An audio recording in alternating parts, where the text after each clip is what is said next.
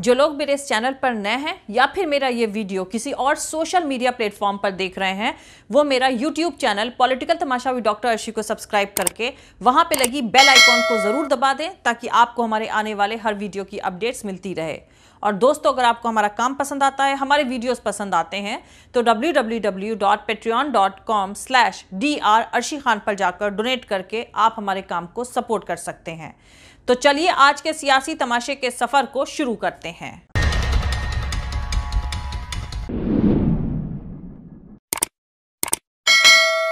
उत्तर प्रदेश के chief minister Yogi Adityanath को एक लड़का जान से मारने की धमकी दे रहा था। फेसबुक पर प्रोफाइल पिक्चर में उसने पाकिस्तान का परचम लगा रखा था, लेकिन जैसे इस हरकत के पीछे संजय नाम का लड़का निकला तो टॉमी मीडिया से यह खबर पूरी तरह से गायब हो गई। उत्तर प्रदेश के चीफ मिनिस्टर को जान से मारने की धमकी देने की इस हरकत को दंगाई और आतंकवादी का नाम भी नहीं दिया गया और न ही लड़के के घर पर बुलडोजर चला। खैर, उत्तर प्रदेश के चीफ मिनिस्टर की बात हो रही है तो मैं आपको बता दूं कि योगी आदित्यनाथ ने सैटरडे को कहा है कि उत्तर प्रदेश में पिछले 5.5 सालों में कोई दंगा नहीं हुआ है। उत्तर प्रदेश दंगा मुक्त बन गया है। उन्होंने कहा कि उत्तर प्रदेश को बड़े लेवल पर इन्वेस्टमेंट मिल रहा है और रोजगार बढ़ रहा है। अब उत्तर प्रदेश में हाईवे और एक्सप्रेसवे बन रहे हैं। तो आपको बता दूं कि सीएम योगी ने बिजनौर जिले में एक रैली को एड्रेस करते हुए ये तमाम बातें कही हैं। साथ ही उन्होंने एनसीआरबी यानी नेशनल क्राइम रिकॉर्ड्स ब्यूरो की रिपोर्ट का हवाला देते हुए कहा कि पिछले 5 सालों में उत्तर प्रदेश में कोई दंगा नहीं हुआ है। दंगा मुक्त उत्तर प्रदेश बन चुका है, क्राइम फ्री उत्तर प्रदेश बन चुका है। अब यहां पर मैं आपको बता दूं कि सिर्फ अयोध्या में पिछले 8 महीने में क्या हुआ है। 155 औरतों की किडनैपिंग हुई है, 81 औरतों के साथ दुष्कर्म हुआ है और बीजेपी के राम राज्य वाले अयोध्या में हर महीने एक कत्ल हुआ है। अब जिस एनसीआरबी यानी नेशनल क्राइम रिकॉर्ड्स ब्यूरो की रिपोर्ट का हवाला देते हुए उत्तर प्रदेश के चीफ मिनिस्टर अपनी पीठ थपथपा रहे थे, उसकी एक और रिपोर्ट पर नजर डाल लें। तो दोस्तों, 2021 में भारत में सुसाइड्स यानी आत्महत्या करने वाला हर चौथा शख्स दिहाड़ी मजदूर है। यह चौंकाने वाला खुलासा एनसीआरबी की तरफ से दिए गए आंकड़ों से ही है। ये आंकड़े बताते हैं कि 2021 में 1,18,979 आदमियों ने आत्महत्या करी, जिनमें से 37,751 दिहाड़ी मजदूर और 18,803 सेल्फ एम्प्लॉयमेंट से जुड़े लोग थे और 11,724 बेरोजगार भी इसमें शामिल थे। अब बताइए, इन तमाम लोगों की मौत का जिम्मेदार कौन है? जाहिर सी बात है, मौजूदा हुकूमत तो ये जिम्मेदारी लेने से रही। अब आपको एक और दर्दनाक वाकया बता दूं, क्योंकि आपको याद तो होगा नहीं, इसीलिए आपको याद दिला देती हूं कि उत्तराखंड के हल्द्वानी में एक कारोबारी प्रकाश पांडे ने सैकड़ों लोगों की मौजूदगी में मोदी सरकार की नोटबंदी और जीएसटी से परेशान होकर जहर खा लिया था। अहम बात यह है कि कोरोना के चलते लगे लॉकडाउन से काफी पहले का यह इंसिडेंट है। प्रकाश पांडे ने कंपनी से 3 ट्रक्स फाइनेंस करवाए थे जो उसने हल्द्वानी में गोला खनन और दूसरे कामों में लगाए थे। साल 2016 के बरसात, खनन पर रोक और नोटबंदी से कारोबार में भारी उसे घाटा हुआ, जिसके चलते वो अगस्त 2016 से ट्रकों की किश्त नहीं दे पाए थे। इस इंसिडेंट के वायरल हुए वीडियो में प्रकाश पांडे ने यह भी कहा कि वो पिछले 6 महीने से अपने 2 बच्चों की फीस भी नहीं दे पा रहे हैं। खैर, अब एक और बेहद अहम खबर आपको बता दूं ताकि आप जिम्मेदारी जैसे वर्ड के सियासी वजन को समझ सकें। अभी पिछले हफ्ते ही पुर्तगाल के हेल्थ मिनिस्टर मार्टा टिमिडो ने इस्तीफा दे दिया। जानते हैं क्यों? क्योंकि एक इंडियन लेडी जो पुर्तगाल घूमने गई थी, उसकी पुर्तगाल में मौत हो गई। मौत इसलिए हुई क्योंकि वो औरत प्रेग्नेंट थी और उससे वक्त पर अस्पताल में बेड नहीं मिल सका। मॉरल जिम्मेदारी लेते हुए माल्टा ने इस्तीफा दे दिया। ध्यान दीजिए, एक इंडियन और वो भी टूरिस्ट, ना कि पुर्तगाली सिटीजन नागरिक की मौत की वजह से पुर्तगाल के हेल्थ मिनिस्टर ने इस्तीफा दे दिया। अब इसके ठीक ऑपोजिट विश्व गुरु भारत का बर्ताव देख लीजिए।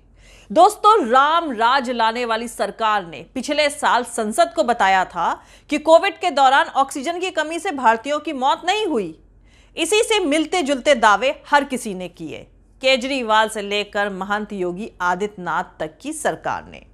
सबने कहा कि ऑक्सीजन की कमी से लोगों की मौत नहीं हुई।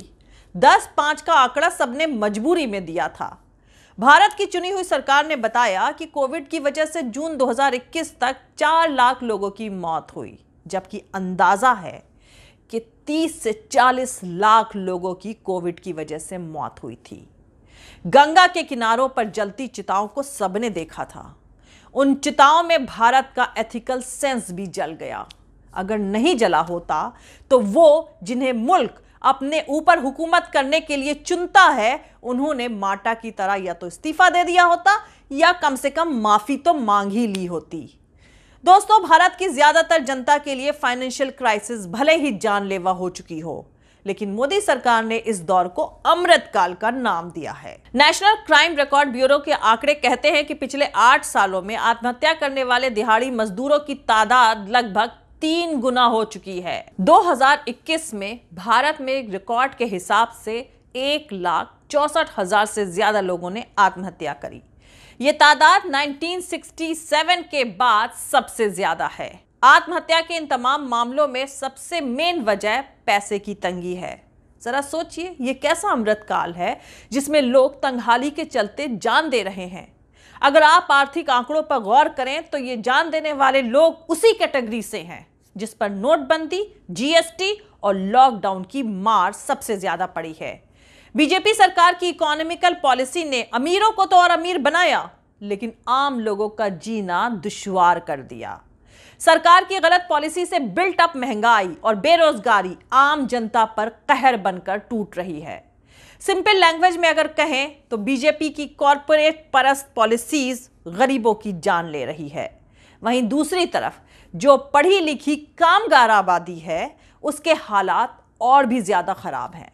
तो आपको बता दूं कि सरकार ने संसद में बताया है कि पिछले 8 सालों में 22.05 करोड़ युवाओं ने नौकरी के लिए फॉर्म्स भरे, जिसमें से सिर्फ 7 लाख को नौकरी मिल पाई है। यानी 22 करोड़ में से 21 करोड़ 93 लाख यंगस्टर्स ना चाहते हुए भी बेरोजगार हैं। इसी से जुड़ा दूसरा आंकड़ा centre for monitoring Indian economy CMIE का है, जो कहता है कि 45% लोगों ने निराश होकर काम की तलाश ही छोड़ दी है। इन आंकड़ों से आप अंदाजा लगा सकते हैं कि देश में कैसी भयानक बेरोजगारी और आम जनता में कितना डिसअपॉइंटमेंट है। अब फौज से लेकर बैंक्स, रेलवेज और सभी सरकारी डिपार्टमेंट्स में कॉन्ट्रैक्ट सिस्टम लागू करने की स्कीम चल रही है। लोगों से सोशल और फाइनेंशियल सिक्योरिटी छीनी जा रही है। प्राइवेटाइजेशन का भूत बीजेपी सरकार के सर पर ऐसा चढ़ा है कि इसके खतरे को लेकर वार्न करने वाले रिजर्व बैंक ऑफ इंडिया को अपनी सलाह 24 घंटों में वापस लेनी पड़ी, जिसमें उसने कहा था कि तेजी से प्राइवेटाइजेशन के नतीजे खतरनाक हो सकते हैं। सरकार इंस्टीट्यूशंस के मुंह पर ताला तो लगा रही है, लेकिन प्राइवेटाइजेशन से पीछे हटने को तैयार नहीं है। भारत के इंस्टीट्यूट समझ रहे हैं कि प्राइवेटाइजेशन के चलते मुल्क का फ्यूचर बेरोजगारी और महंगाई के दलदल में फंसने जा रहा है, लेकिन सरकार इंस्टीट्यूशंस को बोलने और सलाह देने तक से रोक रही है। तो आपको बता दूं कि सुप्रीम कोर्ट के फॉर्मर जज जस्टिस BN श्रीकृष्ण ने एक इंटरव्यू के दौरान कहा था कि डेमोक्रेसी में पॉजिटिव सोच के साथ करी गई क्रिटिसिज्म एक फंडामेंटल राइट है।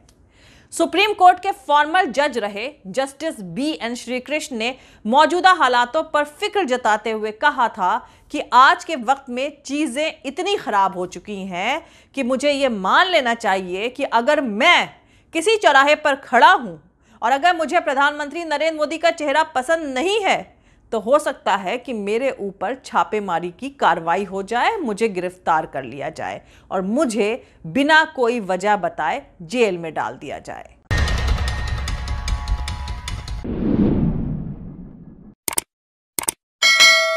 तो दोस्तों, आज के लिए इतना ही। मिलते हैं अगले वीडियो में किसी दूसरे नए सियासी तमाशे के साथ। जय हिंद, सत्यमेव जयते। अल्लाह हाफिज। दोस्तों, हमारा पूरा वीडियो, दूसरे और वीडियोस देखने के लिए हमारे YouTube channel political Tamasha with doctor Arshi को सब्सक्राइब करके वहां पे लगी बेल आइकॉन को जरूर दबा दें ताकि आपको हमारे आने वाले हर वीडियो की अपडेट्स मिलती रहे।